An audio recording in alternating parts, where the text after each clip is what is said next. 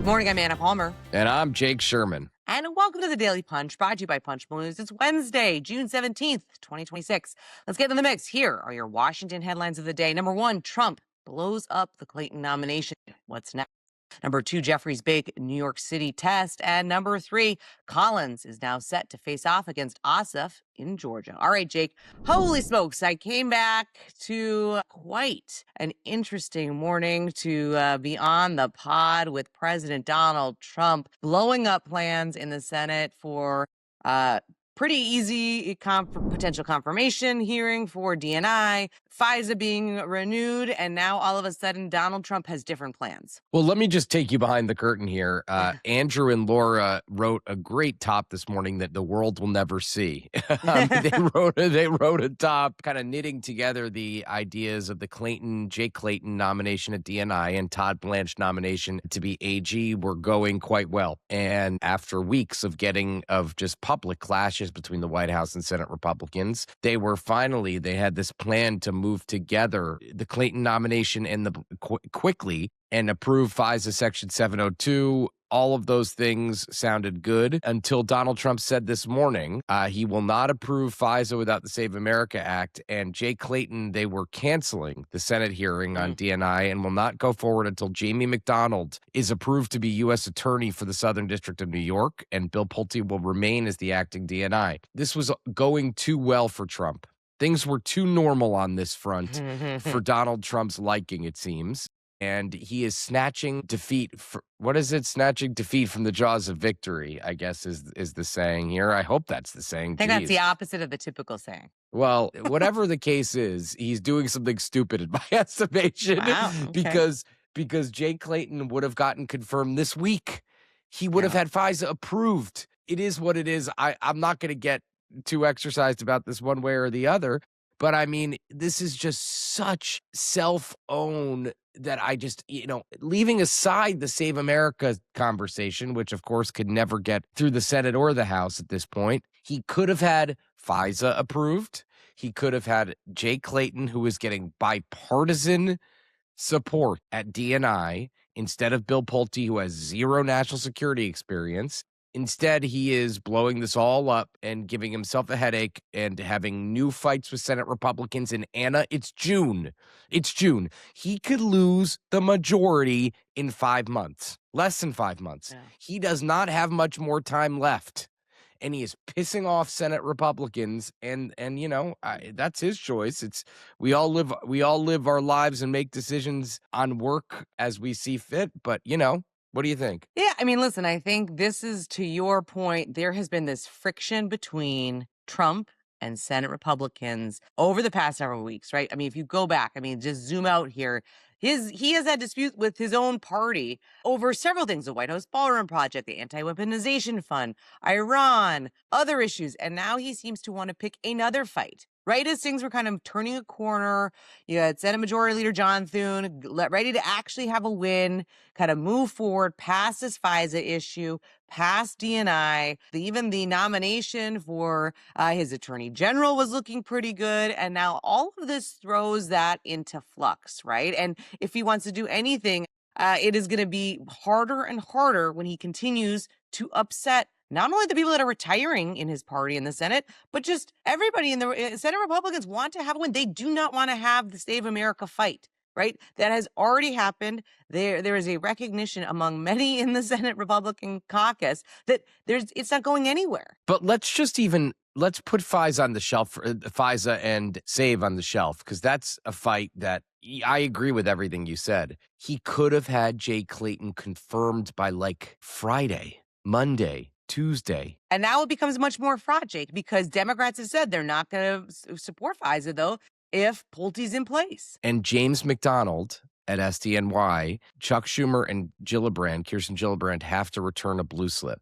They have to agree to this. I don't know that they will. I don't know anything about James McDonald. I'm not familiar. I'm not I'm not that into the legal community across the country, although I should have been a lawyer at this point. But oh, goodness, that's a whole other sidebar for another day. Yeah, but this could have been easy.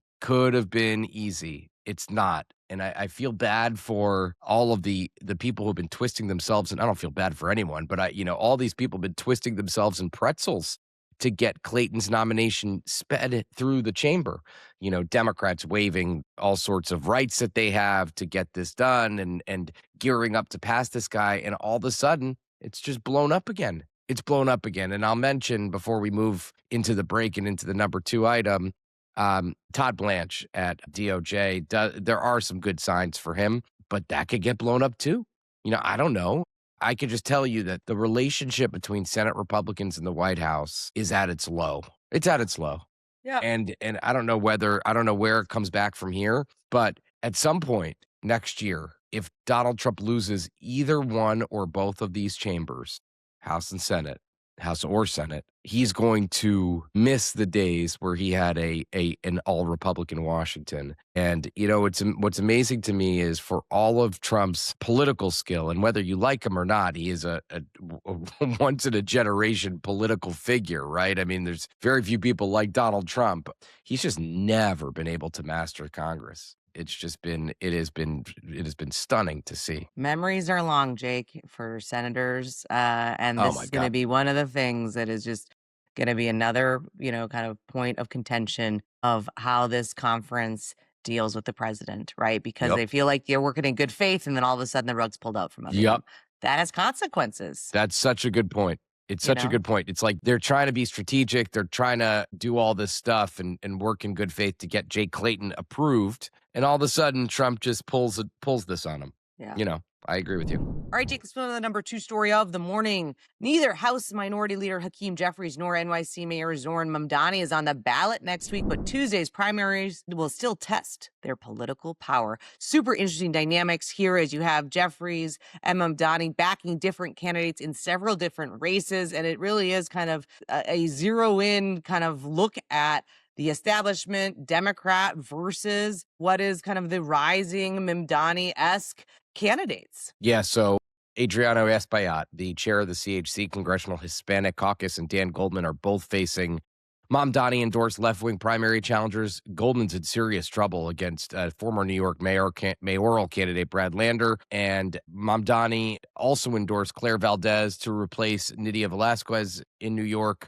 Velázquez is backing Brooklyn Borough President Antonio Reynoso. Jeffries is neutral in that contest, but Espaillat and Goldman races are very interesting. The Mamdani versus Jeffries dynamic. Just to put it in context, it is surprising to see a new New York City mayor endorse against the man who could be the next Speaker of the House from your city. From your city. Unusual dynamic, to say the least. Yeah, for sure. It is shocking. And this is a great deep dive by Allie and Max and Allie into the dynamics in New York City where Jeffries could see some losses in his own backyard. All right, let's move on to the number 3 story of the morning, the midterms. We have 3 congressmen who snagged endorsements from President Donald Trump cruised to victory Tuesday night in Senate primaries. Probably all eyes, and most importantly, in Georgia, Representative Mike Collins beat former football coach Derek Dooley in the runoff for the GOP nomination to take on Senator John Ossoff in November. This, of course, has been one of the key states that everybody has been watching to figure out who is going to be the challenger for Ossoff. Was supposed to be the biggest and kind of most contentious race. I think that's kind of not necessarily the case anymore, but certainly going to be interesting to see what happens now that Collins, after his extended primary run, what he can do in the state. Mike Collins is the dream candidate for John Ossoff. I just hate to say it. I mean, this is somebody who Democrats, if you were drawing it up, could not be more happy to run against. We'll see how it works out. Georgia's still going to be close. It's still going to be expensive. Close is relative, of course, but just think about this. I mean, Ossoff has $32.5 million in the bank. Collins has $1.7 million. That doesn't mean outside money is going to be spent like crazy here. So, that's going to be a very competitive race. Collins has said some colorful things in his past about all sorts of topics.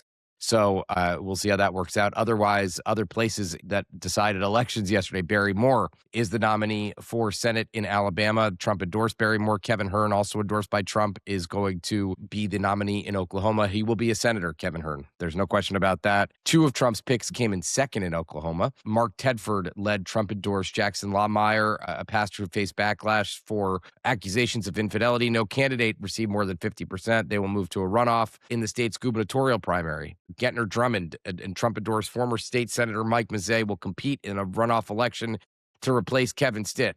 And here, Anna, D.C., Yeah. Janice Lewis George looks like she's going to be the mayor of the District of Columbia. Lewis led Kenyon McDuffie 53-37 with 64% of the vote in. She is catching the eye of the president.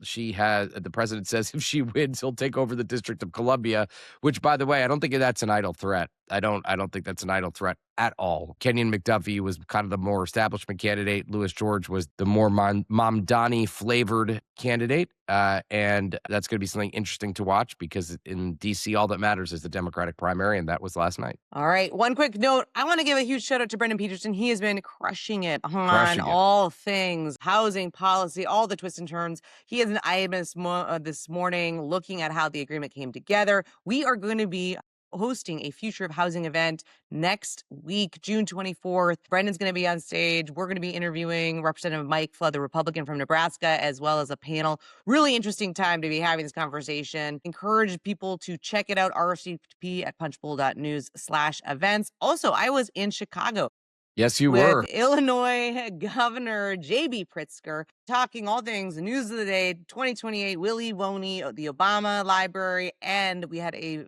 very detailed conversation about how he sees the kind of future of regulation between AI, children's online safety, teen safety, and that kind of debate that we're seeing over and over right now between states and the federal government. This is a massive issue that we have been covering a lot. Really encourage folks to check that out as well. And with that, I will leave you. Thank you so much for listening. We appreciate it. Have a great day and stay safe, everybody.